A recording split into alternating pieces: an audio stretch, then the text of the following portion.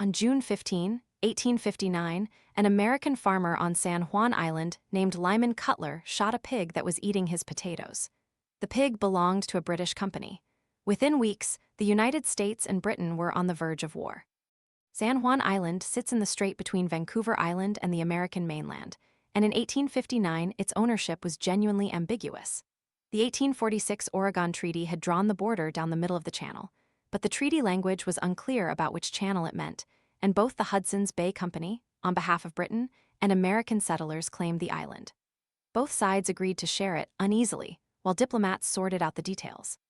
The pig in question was a large black Berkshire hog owned by the Hudson's Bay Company that had developed the habit of rooting in Cutlar's potato garden. Cutlar had complained repeatedly. On that June morning, exasperated, he shot the pig. The company demanded $100 in compensation, an enormous sum. Cutlar refused. British authorities threatened arrest. American settlers appealed to the nearest U.S. military commander, who sent 66 soldiers under Captain George Pickett to the island.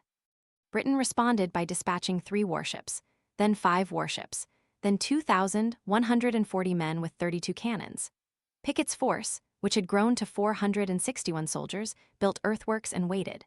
Both commanders on the ground privately agreed that fighting over a pig was insane, but neither had orders to stand down, and both were officers who understood that refusal to hold one's ground was not an option.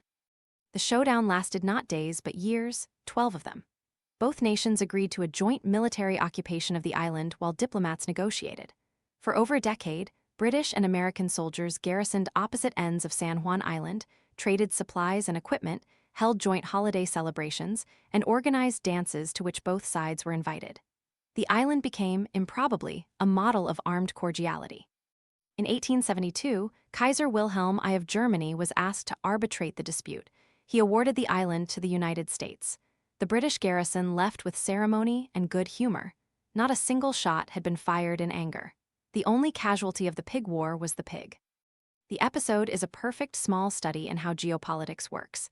An incident of genuine triviality escalates because neither side can afford to be seen backing down, enormous military resources are committed, and then the whole thing is quietly resolved 12 years later by a German emperor nobody involved had consulted at the start. The pig, meanwhile, remains the most consequential animal in Pacific Northwest history.